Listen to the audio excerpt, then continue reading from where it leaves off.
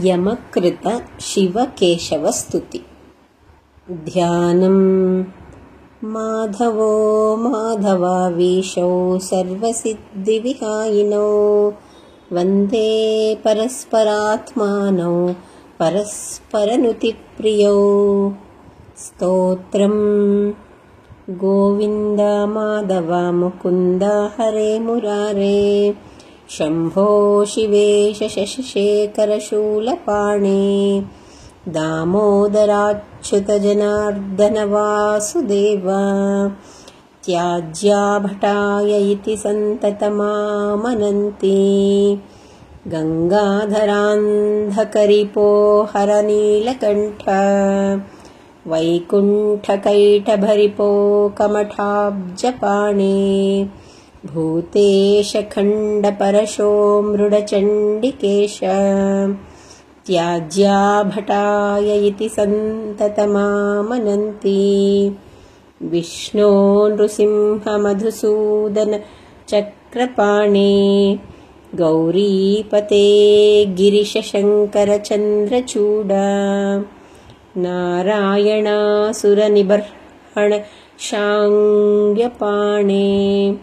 त्याज्या भटाय इति सन्ततमामनन्ति मृत्युञ्जयोग्रविषमेक्षणकामशत्रो श्रीकण्ठपीतवसनाम्बुदनीलशौरे ईशानकृत्तिवसनत्रिदशैकनाथ। त्याज्या भटाय इति सन्ततमामनन्ति लक्ष्मीपते मधुरिपो पुरुषोत्तमाद्य श्रीकण्ठदिग्वसन पिनाकपाणे आनन्दकन्दधरणीधर पद्मनाभ। त्याज्या भटाय इति सन्ततमामनन्ति सर्वेश्वर त्रिपुरसूदन देवदेव ब्रह्मण्यदेव गरुडध्वज शङ्खपाणे त्रक्षोरगाभरण बालमृगाङ्कमौळे। त्याज्या भटाय इति सन्ततमामनन्ति श्रीराम राघव रमेश्वर रावणारे भूतेश मन्मथरिपो प्रमथादिनाथ चाणूरमर्दन हृषीकपते मुरारे। त्याज्या भटाय इति सन्ततमामनन्ति शूलिन्गिरीश रजनीश कलावतंस कंसप्रणाशन सनातन केशिनाश भर्गत्रिनेत्र भवभूतपते पुरारे।